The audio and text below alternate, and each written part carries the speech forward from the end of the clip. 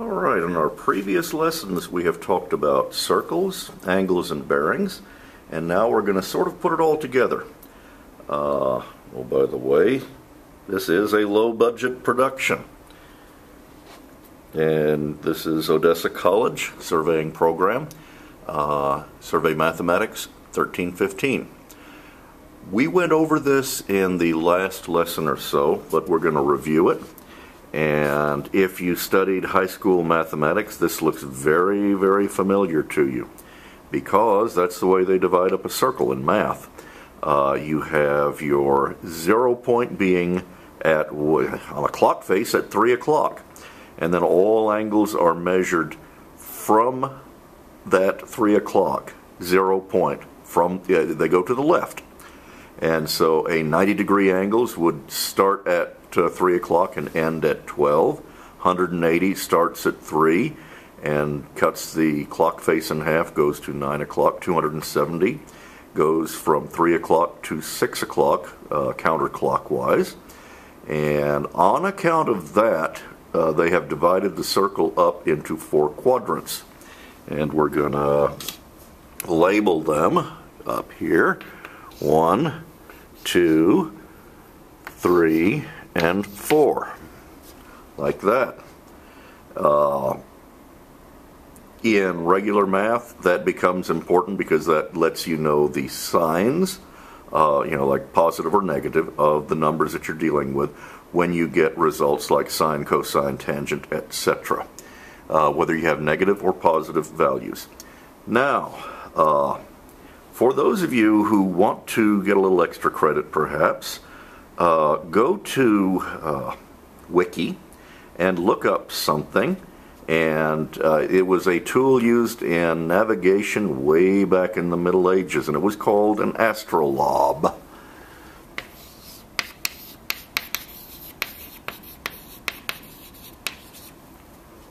Oh yeah, astrolabe. Now, you'll find that the 0 point on an astrolabe is at the horizon, and that you measure angles up from the horizon. You do that to find out what latitude you are at by shooting the North Star. And it's a very handy tool for an age that didn't have too many handy tools. But remember, that was the age that introduced the compass, the astrolabe, and other great tools for navigation. And at about the same time, another way of dealing with circles came in, and it came in from the Arabs, and we're going to talk about that in just a second. Remember that the Babylonians gave us a 360-degree circle because their idea of a perfect number was 60, and a circle is composed of 6 perfect equilateral triangles with a common center, and if you put all 6 of those together, they form something that's like a wheel. And on account of that, that's why we have 360 degrees in a circle rather than 110 or something like that. Anyway, let's go on to the next idea, and that's the Arab idea, from which we get the name azimuth. And it's dividing a 360-degree circle in 360 degrees, but you start at the top and you go clockwise. And it makes the math a little bit different, not terribly, but it paved the way for using an extremely valuable tool called a compass. And people didn't really have compasses to navigate by until the late Middle Ages, and when they got those and the astrolabe together, you had navigation.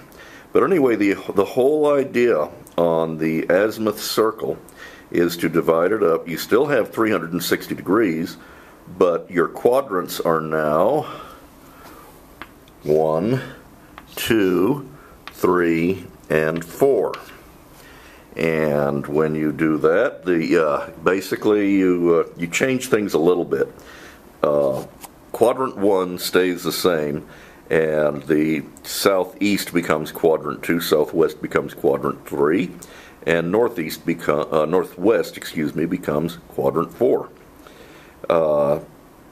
It's possible to do extremely good mathematical work, particularly in mapping, and the Arabs were extremely good map makers, using an azimuth form of calculation.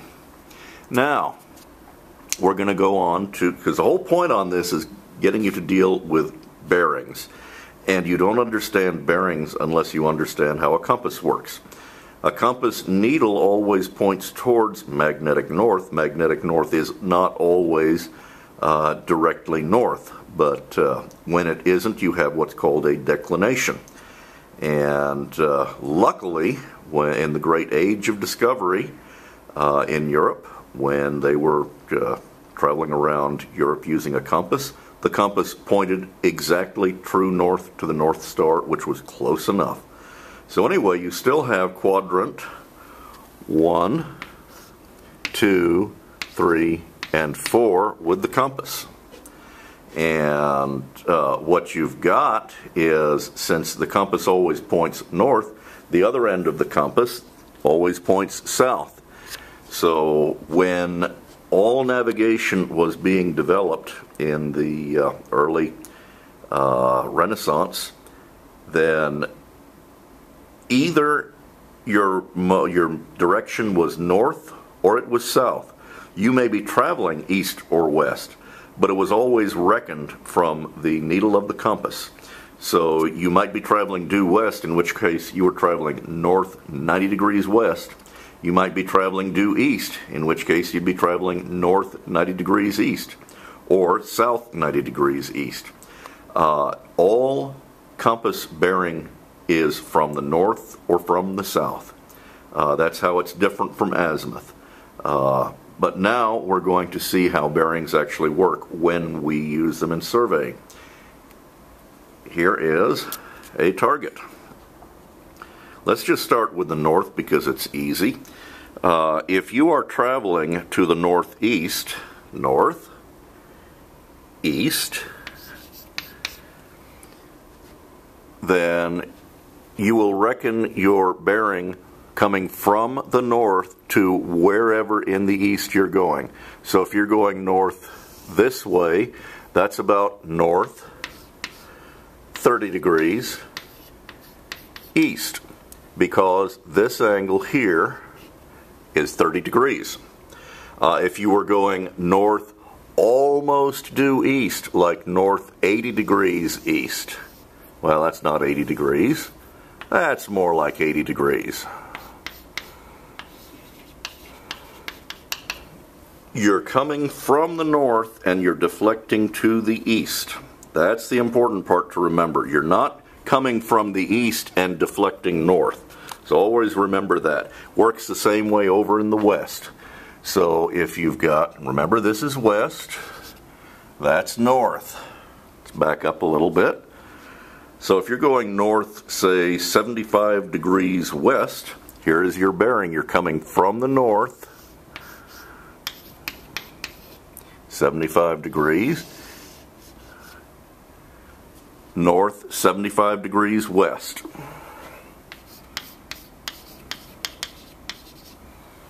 The same things work in the south. You're always coming from a southerly direction. Even if you're traveling due east or west, you always reckon it as coming from the north or the south.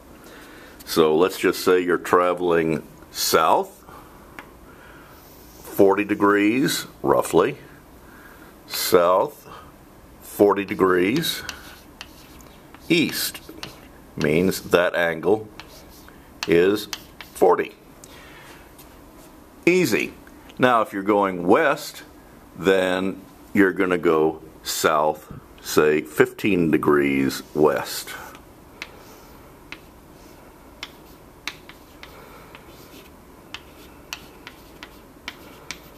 South 15 degrees west.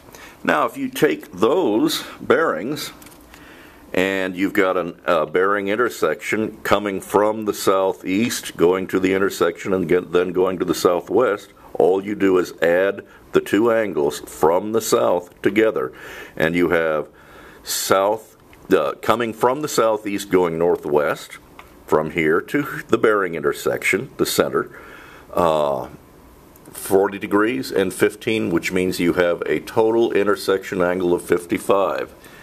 And if you have a bearing north 80 degrees east, but you're coming in to a bearing intersection, and all bearing intersections are basically nothing more than a circle like that. Then north 80 degrees east comes from the northeast, going in a southwesterly direction.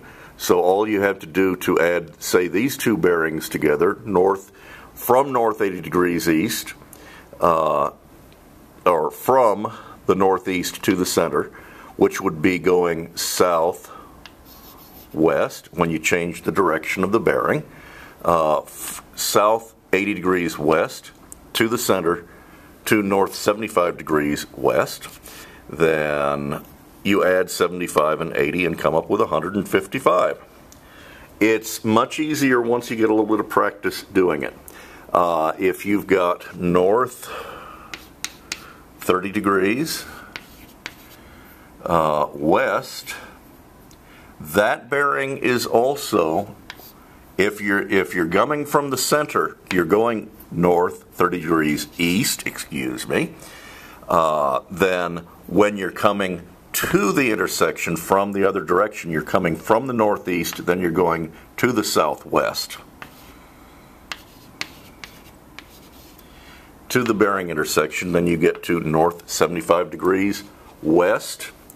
So all you have to do is add 75 and 30, and you get 105.